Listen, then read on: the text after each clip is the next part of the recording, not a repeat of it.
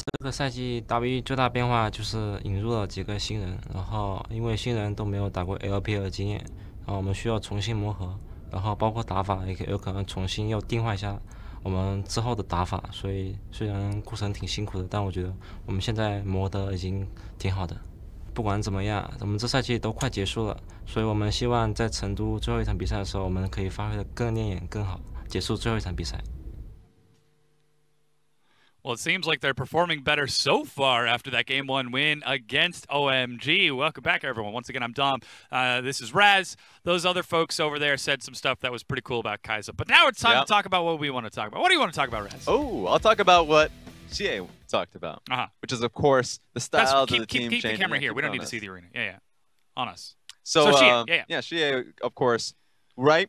They changed their style a little bit because previously their style was play around Condi. Condi would invade, they would back him up.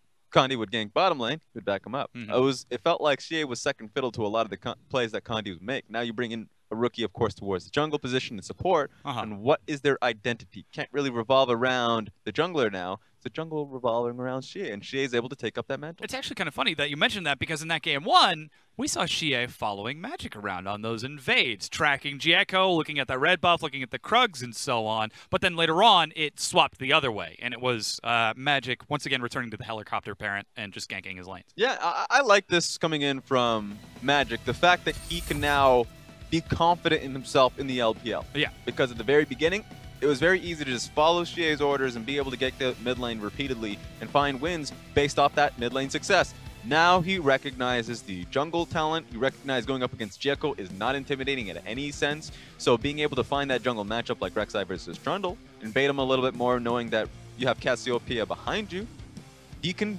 do a little bit more than he's done in the previous weeks.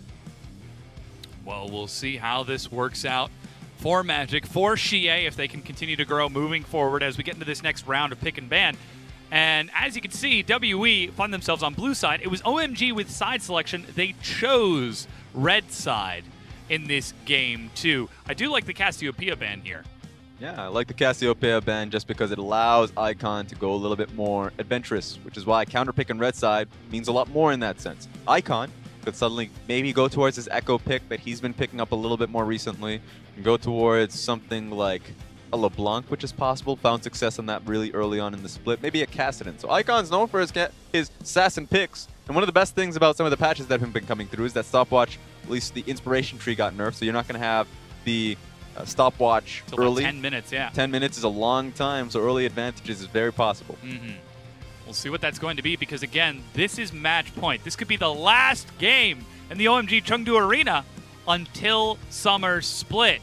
Swain immediately picked up by 957. He had to play into that. And even though he got a gank, even though he got a kill with a 20 CS lead very early on, he still struggled so much. So now he gets the chance to play it back against OMG. Olaf picked up by Jieko to follow. Yeah, I just love the fact that Swain is so strong as a flex right now, can go towards CA, 957 as well. 957's found success on the Swain pick recently. A lot of people have, and you've mentioned it. It's just a strong pick once you have your first few items. Catalyst means that you can just spam your Q. Once you've hit level 9, you're at level, or at least 5 ranks in your own Q, then you can start just really dishing out a little bit hard in your lane. So I wonder what Xiong wants to pick into this matchup, because it's very hard to find a positive one. Ooh, Kha'Zix picked up by Magic. Perhaps taking inspiration from the Kha'Zix that he played just a few days ago. And, oh, don't you play with my heart like that, Mystic. You know he's going to do it. Oh! It's Xie, though. I think it's Xie. Xie's a bit of a troll sometimes. He's going to do it. Oh, thank you. This champion is just so cool. It is We had cool. a quadra kill. We nearly got the penta. She's got space missiles. She does have face missiles. A lot of face missiles. I said space missiles, but also face missiles. All right, Tristana is the follow-up from Chelly to try to deal with that. Late game, that range is going to become quite a pain, but laning phase actually fairly even. We ran, or at least we saw Rogue Warriors run this composition in the one game that they won going up against Jingdong, which was the Kha'Zix and the Kai'Sa composition, which meant that flanking was such an easy thing to do, and that's something that Icon and Chelly have to be aware of. They're positioning team fights. It can't just be simply front to back, so the extra protection of Tristana is meaningful. The jump out is going to be needed when Kai'Sa finds herself in the backline, or when Kha'Zix is, if it's in a jungle fight. It's like red side jungle. Buster shot to try knocking her away if she comes in. Of course, it's still patch 8.5. She doesn't get that shield until she lands after using the Void Rush. So it is possible to interrupt it, deny her shield, and catch her midway, which is why I love Poppy as a champion. But I never want to see a Poppy in my Kai'Sa games because nothing is funnier than, I'm going in! Dong! I just love Poppy. I mean, we're not like going to see it. Unless if Xiang decides that he's going to go way back in the time machine. It's very unlikely. But Poppy's just hilarious when you go up against compositions I'm sorry, like I got excited. I was absolutely just Jarvan, interrupting you. Camille. No, I just, you give me a time to talk about Poppy and I'll go off. Okay. I just love talking about the... So what do you want to talk about as Shen is now banned away from Xiang? Oh yeah, let's talk about Xiang a little bit. Okay. Because it makes sense since we were talking about Poppy just a little bit, and he has a pick that he needs to go towards. A lot of protection is needed for his backline. We're looking at the Ryze and Tristana. So I would say perhaps Sion is the easy go-to for him. It allows a lot of zoning so Tristana can walk up a little bit more. And if they ever find a problem with people hitting his backline, then he can just change pace and use his ulti. So that's an opportunity that he can look towards. We'll see what Xiang decides to go for because, again, WE are holding on to that flex with the Swain. Are you kidding me? I don't think he is. Sion locked in for WE. Double flex. You don't get to know, Xiang. Not only do they not get to know, but now they stole the pick away from Xiang. Now, Xiang doesn't have the Sion to himself. At least he can have the matchup. So if he's looking towards the matchup, there are a few that are pretty decent into both the mage pick of Swain and the tank pick of Sion. I'm thinking more of the Renekton that he's gone towards in the past. Thinking about the... okay, now he just took me off when he was hovering Poppy. He hovered it. When he hovered Poppy, I was like, whoa. Immediately triggered. But yeah, Renekton is one. Kled we've seen a few of, but he's going to go to the safe Ornn pick. Much safer there. And then Ornn will be locked in. We'll see where WE decide to put themselves. So far, it looks like Sion in the top lane, but we could see us swap at the last second. And you never know. Down. Yeah. You never know with Xie because he picks a lot of those bruiser mages in the mid lane. Vladimir is a one that he's consistent with as well in the previous season. So. And Gurlio. Gurlio, that's true. That's true. The Gurlio was currently a Vladimir. mid lane pick, but like previously when it was a top lane pick. Wait, that's a great skin idea. Galio just in a 2-2. Gurlio. That would be okay. Yeah. That would be a solid 750. Right next to Birdio. Oh, no, we already have the parody skin. We already have Birdio. Okay, there we go. Can't do another. But he does play those bruiser style. He finds himself on Swain this time, the battle mage. So that just means that he needs a little bit of help, or at least gank help. I was wondering what the Kha'Zix was going to do in this composition because he needs setup for ganks. Yes. And the only strength of Kha'Zix early on in the game with, let's say, the Olafs and Skarners running around is gank pressure. So now that he has setup with the Swain, I do expect him to come around mid lane a little bit more often.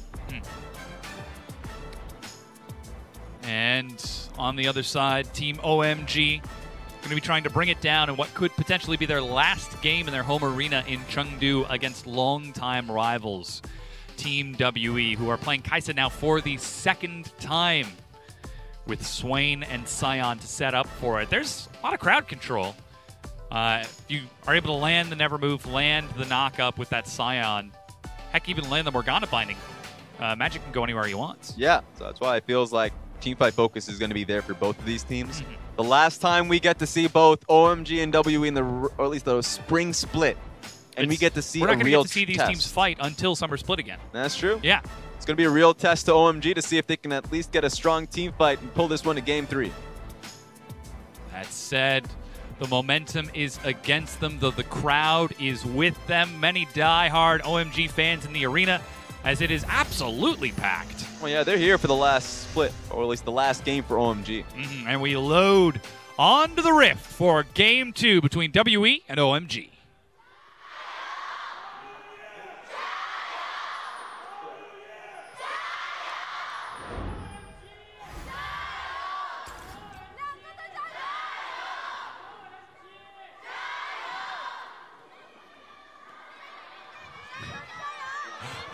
Why is this becoming a thing? Wow. There we go. They recognize that level 1s are currently just very much 5-man spread. So if it's a 5-man spread, I get a little time to cheer. Yeah, exactly. Who are you cheering for, Raz? Nobody. You have time to cheer, but you're not going to use it. Exactly. Yes. Better to have the time than not. As Five and Chelly actually stepping into the brush. Bit of a cheesy play here as Mystic and Celestial aren't going to be leashing. They might feign a leash. Let's see if they wait for the minions. Feigning would be ineffective just because Sion currently will show up in the lane without manas or HP, one or the other. So they're going to know that Magic is top lane. Okay, regardless. now they're stepping forward. That's the flay. Mystic eats the explosive shot. And 2 charges, chunked down to half already, but he did start with that Dorian shield. If he can take this level 1 safely, he might be able to heal back up. Just sets up 5 fairly well, knowing that potions are going to be expended here from Mystic and Celestial. Right now, Celestial used his, so now 5 can step up a little bit more aggressively, and once they ping 6, since they have Tristan, it's going to be a little bit easier to do that. They can look for a hook, so level 2 is going to be important. Still holding on to that health potion. Feigning back and forth, actually pulling aggro from Mystic away from those minions, and he's actually missing out on some CS here as Chelly is already declaring dominance. 7 minions to 2 with that first wave, using the Acathian Rain. It is still 8.5, so the mana costs aren't prohibitively high just yet on using that spell as a spam. But already you can see OMG controlling that bottom lane, and Jekko is set to control the river. Ooh, and Kha'Zix has to piece out of this one. You might be able to steal this. Oh, they're thinking about it. Auto attack, and it's picked up by Jekko. And this is what's rough for Kha'Zix currently in the meta, is that he's known as a skirmishing jungler and he's known as a ganking jungler. He can't skirmish because a lot of the junglers here, Olaf in particular is the greatest defender, of being a phenomenal skirmish jungler up against Kha'Zix. He wins the 1v1 handily and he farms much quicker, so he gets to the Scuttle Crab a lot faster. So Magic can't even set up for a play, can't even set up for an ambush because Jekko's already there. So that's the difficulties of the windows that Kha'Zix currently has in these matchups. So thankful he has Sion and Swain to set up for a gank here. Otherwise, there's just no reason for the pick. And already this early game is going completely different from that game 1. Jekko invades and helps skirmish against Magic. He doesn't have the backup of Icon, though, which is a bit different from Magic and Chie's success in that game 1. He will soon enough. That's the thing. Right now, Icon doesn't need to go out and help him. He's helping up and denying CA from helping him out. So right now, he's just trying to trade up in the mid lane, which is incredible. He's able to shove out the lane. Yeah. So right now, Icon's doing incredibly well for himself.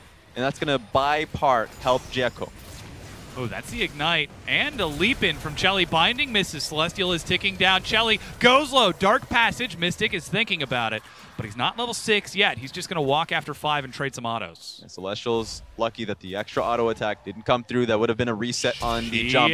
Flash, Spell, Flux, Auto, Icon. Solo kill, First Blood. The Hitman returns. You even had Jekko just behind him just in case if Magic was lying in wait. He was there, so Icon's able to get the kill and even hold on to his heal. That's going to feel good for Icon in front of the home crowd, able to step up against Chie's Swain. And with that recall, he's finally finished off his tier. He's got himself another Sapphire Crystal to match the Sapphire Crystal of Chie, who did use his heal during that engage. So now he will not have the opportunity to teleport back in. So at this point in time, OMG, the small window that they had currently in their laning phase, well worth it. They got the kill. Right now, OMG has to be a lot more aware of the window that they have that was closing, because first 2 levels, great for OMG, bottom lane. They can push up, they can look for flays, they can look for hooks, but now the Celestial's at level 4. He's going to be able to push the wave with his pool, with his Tormented Soil, that is. And then, of course, the Magic Shield that you just saw is going to deny a lot of the hook plays that 5 can be making. And that's what we already saw, using that hook to allow Mystic to step up and trade back against Chelly and 5. As the wave is pushed in, it's Pickaxe first out of Chelly.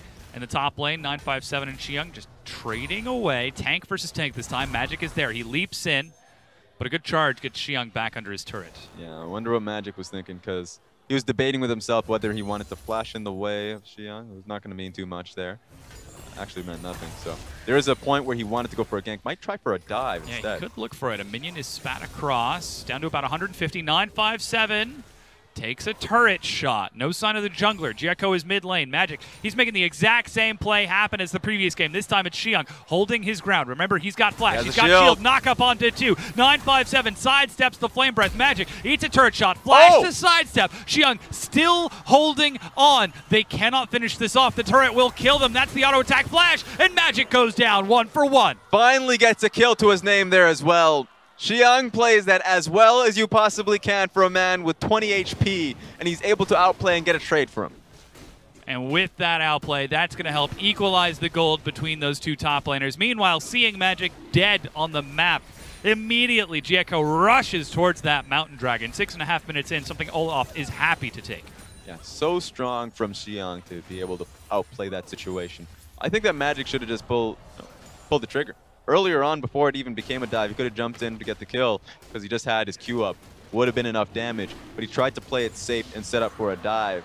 But that's how the cookie crumbles. I mean, it's not a safe play if you're looking at a wall and a turret to really decide where the CC lands. So it's very easy for Xiang to be able to get the knock up that if you're just deciding that it's going to be around this turret.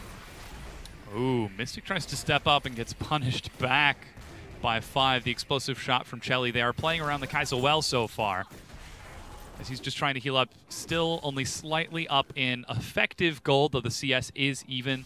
And in the top lane, now that they've both reached level 6, it's going to become much more difficult to try and deal with that. Meanwhile, Jericho is having a great time on this bottom half of the map, just invading willy-nilly. Yeah, essentially just tracking Magic. He knows that he's going to be at his red buff, so right now he should be calling on to Icon to help him out. Magic cannot start his red buff knowing that Jericho's just here throwing axes.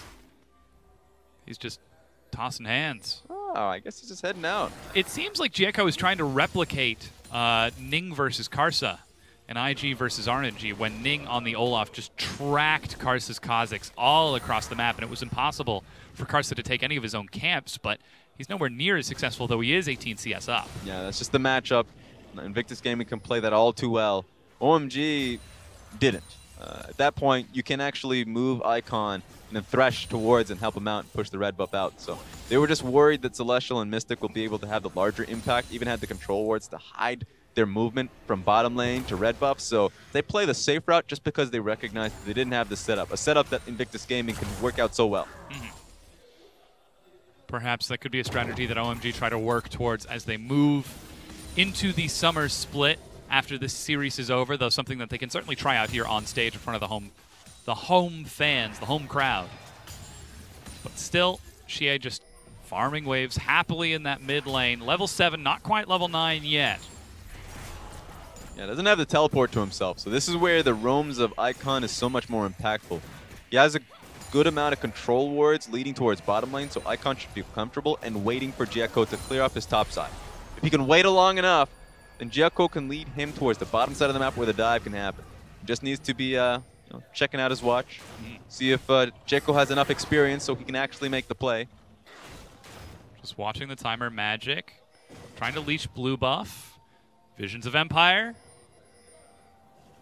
is still only level 1, so it doesn't do a lot of damage. So Xie walks over.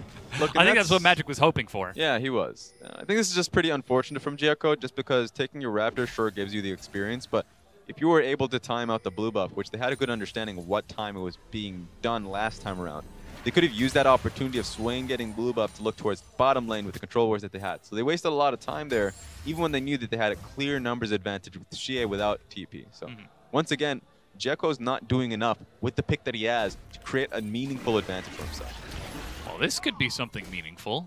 Turning towards the Herald as Chelly spawns. Jericho starts burning through its health.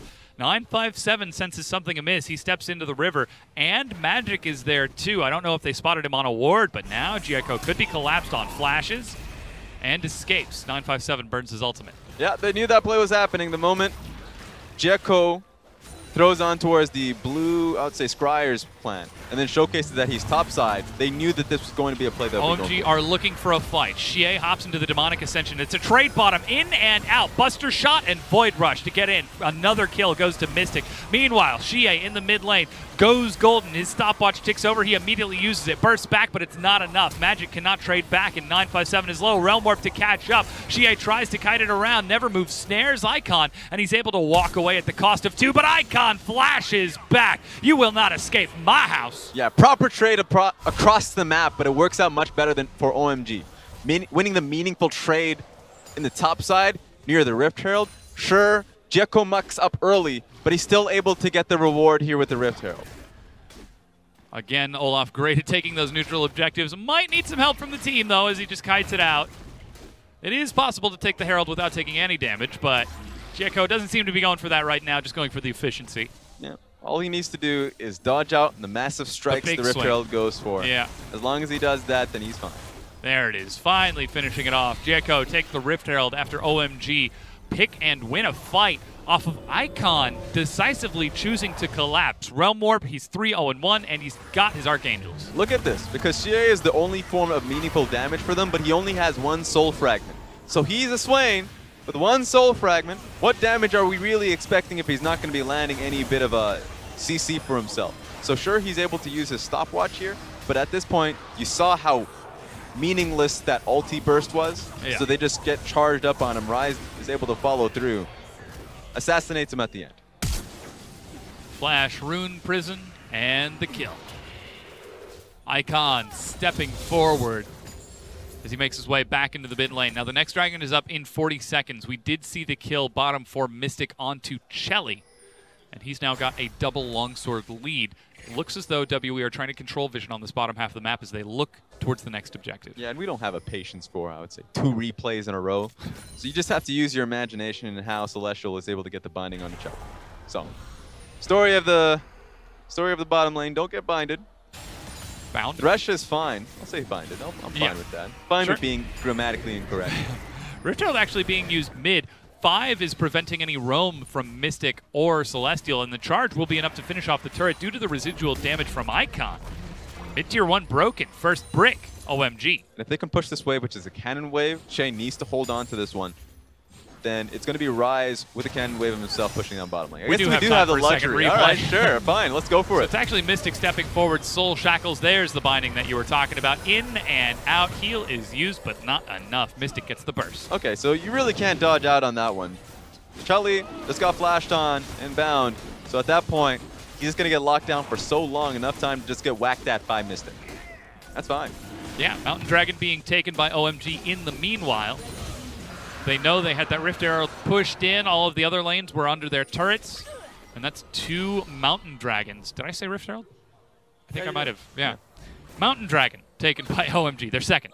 And that's fine. Having 2 Mountain Dragons is very positive once Baron becomes an issue in about 10 minutes.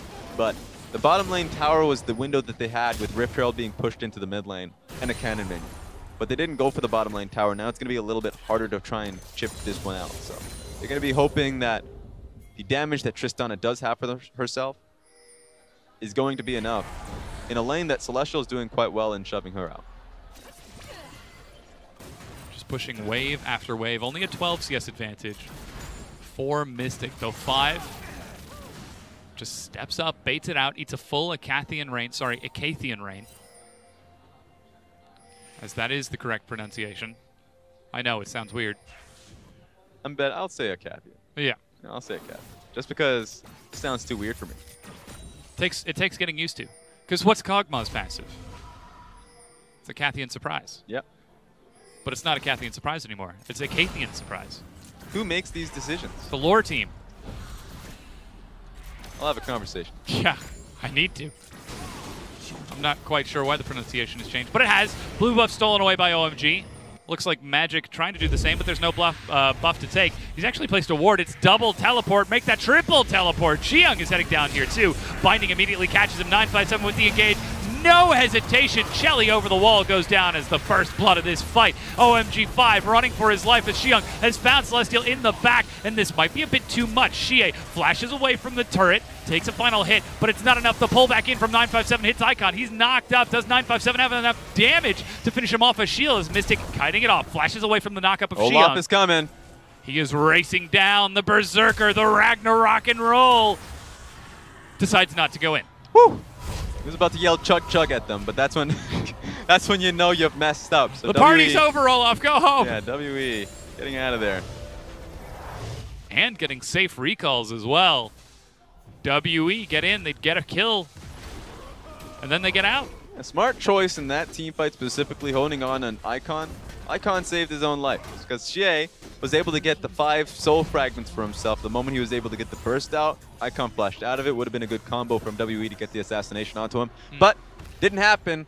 Icon had focus in that one. It starts off with Magic being on this side of the map because they recognized, they used the window of which Ryze was getting blue buff, so they knew Ryze was not going to be in the play for a little while. So now they have the numbers advantage, able to just solely focus on Chelly, get the kill on him, and then focus on towards 5, the next squishy. And all of this, it made it difficult for OMG to find a response. Mystic zapping around to find that kill on the far side. The Celestial did die. It was a 1-for-2 inevitably off of the back. And the long retreat as Icon is able to use that Ryze passive to keep himself topped up. And so Icon was able to dodge out of the Scion, Q, and of course the Swain ultimate. Yeah. That would have been lethal for Icon, so being able to get out of that one was definitely crucial. And now the map has reset a little bit. The bottom tier 2 was, tier 1 was just taken by OMG on that bottom half of the map after swinging back against that push. But look at where all of the gold is ending up for OMG. Yes, they've got a 3,500 gold lead, but that's on Xiang, that's on Jieko, that's on Icon. Whoa, now! 5 forcing the fight onto Celestial. He flashes the wall. Jieko chases, and they're able to chase down and pick off the kill. Resets. Mystic and Magic are trading, and that could be exactly what you're looking at, Raz. Mystic trying to get around the fight, steps back in and immediately dies, and OMG just pick up 2 easy kills. Running them down. Not sure what WE was doing there. They knew that OMG was pushing through mid lane and that Icon had the access through that back line, so they're just getting caught with their pants down. Well, they need to pull him back up because OMG are running this game right now. This is now the 3rd turret they're taking. They're even going to try to give some of the gold over to Chelly. As OMG are 6,000 gold up, 5.5. We might find ourselves going to a game 3 at this pace. OMG recognizing what they need to do to get themselves in the lead. So 5, calls being made. They know that Olaf and Ryze are just in the back there too. So even though Morgana is able to spell shield one part of it, she's not going to be able to get away. And of course, Chelly getting the first one, he doesn't utilize the resets because he doesn't have to. He doesn't want to be the target. So he plays this one out safely, knowing that they have the follow-up damage to get 2 kills at the end. And another great hook from 5 to catch Magic as he tried to get some kind of turnaround kill off the back of it. Nets yet another kill to OMG. And look at the next dragon. The RNG is telling a story, Rez. And that story is game 3, a 3rd mountain. Yeah, this is the one you have to respect. It's 18 minutes into the game, so the fact that 3 mountain dragons could go over to OMG means that the Baron focus is going to be real. Single target damage there from Icon. Shelly's going to be dishing out a lot of damage when she has a static shiv. So you have to really focus on towards either stealing out that mountain dragon or having the vision control of Baron so that you never get it taken away from you. So far, the vision control from WE in this game has been struggling to keep pace with OMG, as Jieko has been running amok across the map, placing ward after ward and denying any safety from Magic, Xie, and Celestial. This is the first time. Last game it was hard for OMG to just try and siege because they didn't have a range to go for a siege at all. They didn't know what to do when they had a lead or had Baron. This time around they have Tristana that has the range for herself so they can finally walk up to the tower if they're grouped up. So it's a much easier composition for OMG to utilize once the clock hits 20. Well, it's about 9 seconds away from then. Got any last words before the 20-minute mark ticks over? God bless WE's soul. Well, 20 minutes tick over, and triple mountain realm warp onto the Baron through the vision. They are rushing it down. It doesn't even matter if they're spotted out by a ward. Look at how quickly they take it down at the 20-minute mark. Teleport is canceled. Baron immediately picked up by OMG. Happy New Year! I mean, 957 realized he didn't want to be a part of that celebration. Canceled his teleport, or else he would have been the only one at the party there. So OMG, they get it for free. Well done to them. WE don't want any part of that. And that's just Team OMG using a completely different composition and looking like a completely different team in this game too. 7,000 gold ahead, 20-minute Baron. It's like they've completely forgotten the game one ever even happened. I mean, if you are gifted this kind of success with the neutral objectives, you just take it. This is so much easier for them to focus on. Suddenly the game is much more linearized around taking dragons and taking the Baron. And now WE are not in the position to try and counteract that or push that away. So they're just trying to stall out what they're known for. So if WE can stall out to a point where some of these picks from Swain, from Sion start to become something real, then they can start to act. But right now they're just trying to play on the back foot. Of course, to do that, they'll need time and vision, and not a Baron sieging into them. I don't think they'll have that luxury because OMG are immediately pushing in. Chelly steps up, doesn't even use the explosive shot as the tier 2 in mid is immediately broken, and he's still holding on to that E. That said, there's no banner of command to make this siege even more threatening. As a binding hits, 957 forces the fight. Mystic starts to step up along with Celestial and Xie, but that Bromacia is nice and tanky. 957 already dead along with Mystic, and OMG are tearing this game open. Icon looking to chase Xie, gets out of the soul shackles. The support is dead. They're all dead, Raz. They're all dead. Yes, they are. That was a little bit ambitious. I don't know, man. The moment 957 caught the eyes of 5, who was binded, he's like, all right, I'm going right in there. I don't care what follow-up comes through. Let's just try and get the kill. So they tried to all in on the support, and it just didn't happen. OMG are trying to end the game right here to bring us to a game 3. They immediately turn on to the Nexus turrets. It's still a few seconds before Mystic is back up. And they're going to do it, Raz. I cannot believe it. In one of the fastest games in the LPL summer split, OMG bring us to game 3. And remember, they 2-0'd Snake not too long ago. So OMG are on that track. They can take these teams down. And WE are susceptible to slipping. So they don't want to find themselves slipping on the last step before playoffs. That would be a bad look to them. Yeah, you gotta hate it when that happens, when Bay catches you slipping. It is the worst. Definitely don't. OMG this time. They found it. And they are able to bring us to this game 3 in front of a packed stadium full of fans. Now, it is actually the final game of Chengdu 2018 Spring upon us. They have gone the distance. I can't believe it. Yeah, it definitely happened. I mean, there was a lot of help there for OMG. They had themselves a pretty good scaling composition with Ryze and Tristana, so that's nice for them. So they recognized that they needed to make the composition a lot more easier around team fights because the last game was a lot harder for them. So they got it for themselves. God gifted them Earth Dragon after Earth Dragon.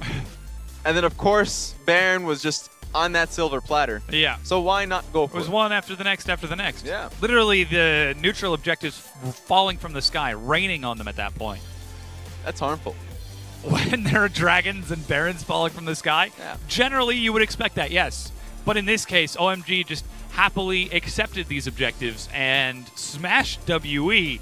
And, you know, so many times we say WE is a team that, you know, maybe they can stall it out, maybe they can lose gracefully, give up as little as possible, stall the game. It almost seems like WE wanted to go to a game 3 with how they threw themselves at OMG with that final fight. It's just very hard if you're a Kha'Zix, because we talked about Kha'Zix needing to have that early game rolling for them.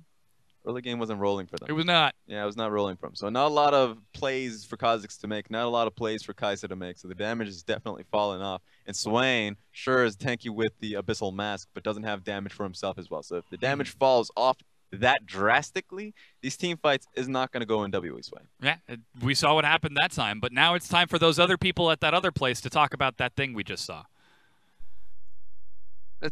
Okay, yes, we're going to talk about that thing that you guys just saw. And good guys, Team WE as well as OMG, making sure that we go all the way to 3 games so that there's no massive long break before we get into the next match that we play here in Shanghai. Yeah, they saw that we had lapped NA and EU 3 times already with our games played. They're like, now let's go for 4. Yeah, so that's what, 312 now? So we're getting closer and closer towards the 360 mark. That's going to be great. Let's say game 2 between Team WE and OMG. Let's start with the drafting phase, because as they were mentioning earlier, as Raz as well as I were mentioning, it was was a early game composition that came out from Team WE that never got online. And I want to point out the bans in particular from OMG, because I think that's where the real genius comes from, is the fact that they banned both the Sejuani and the Jarvan. Fish, you and I were talking to the game, you're like, it feels like if Magic isn't on Sejuani, Jarvan, or Rek'Sai, that it's already an automatic loss for Team WE, and I actually agree with that. It's not just, Magic who is to blame there. It's also his responsibility to the team and what Team WE expect from their jungler, and you can't get it out of a champion like Kha'Zix. He's supposed to be there for the primary CC, the front tank line, and to create space and zone control for Xie and Mystic. And on Kha'Zix, you're not doing that. Yeah, he was not able to do that on the Kha'Zix, and on top of that, you mentioned the 2 bans that came up from OMG were very smart, but he still had that Rek'Sai to work around. But it felt like they were trying to use the Kha'Zix in tandem with the Kai'Sa, the team composition. Yep. Something that does really well with taking down They did neutral rotate objectives. it together. They did rotate it very well together, and they picked it up first. Unfortunately, they didn't get to use the monster objective shred, because like you were saying, Kai'Sa can also help proc and bring down monster objectives. She does Rift Herald, one of the fastest ADCs at doing that.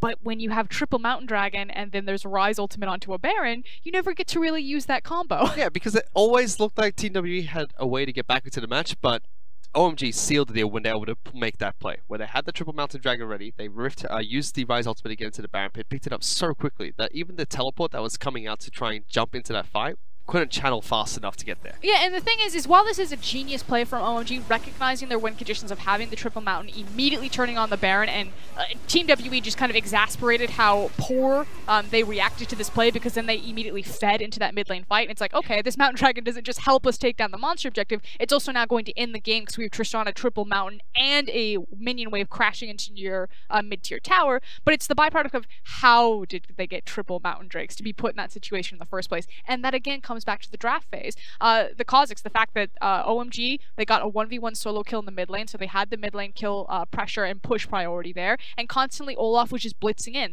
And even if he didn't kill the Kha'Zix, he was laying down vision, and this gave OMG the information that they needed to set themselves up to have so much strong objective control and get triple mount. That's a really interesting fact about Sia there. He got solo killed by Icon in that last match, and he was the MVP in game 1. It was almost a telegraphed play that came out from Icon going for that solo kill underneath the turret, and very unlike Sia to fall to that.